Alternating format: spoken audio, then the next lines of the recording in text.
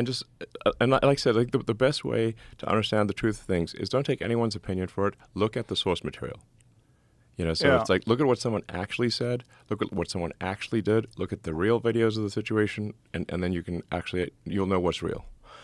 So, as of today, when you were literally on your way here, you sent me this text saying that they're trying to lock you up in jail in Yeah. Pennsylvania. Tell me Yeah. what the fuck is happening. Well, there's the classic sort of Soros DA situation.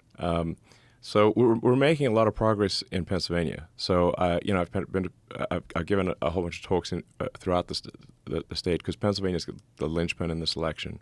Whoever wins Pennsylvania wins the election. So I've been giving talks. And I spent 3 years in Pennsylvania. I went to college in Philadelphia. So it's not like I'm not like a total stranger to the state. I spent 3 years there. And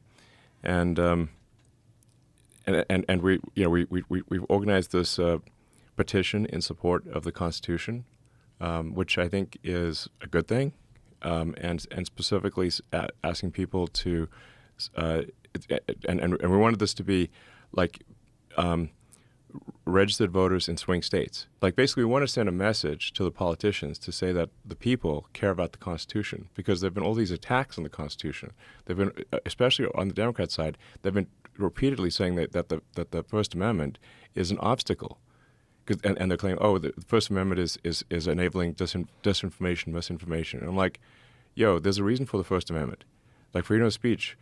The reason the founders of the country put the freedom of speech there is because they came from countries where if you spoke your mind, you would get shot or imprisoned. That's why the First Amendment exists. And the Second Amendment is there to stop the tyranny of government. The Second Amendment, the right to bear arms, is there to protect freedom of speech. And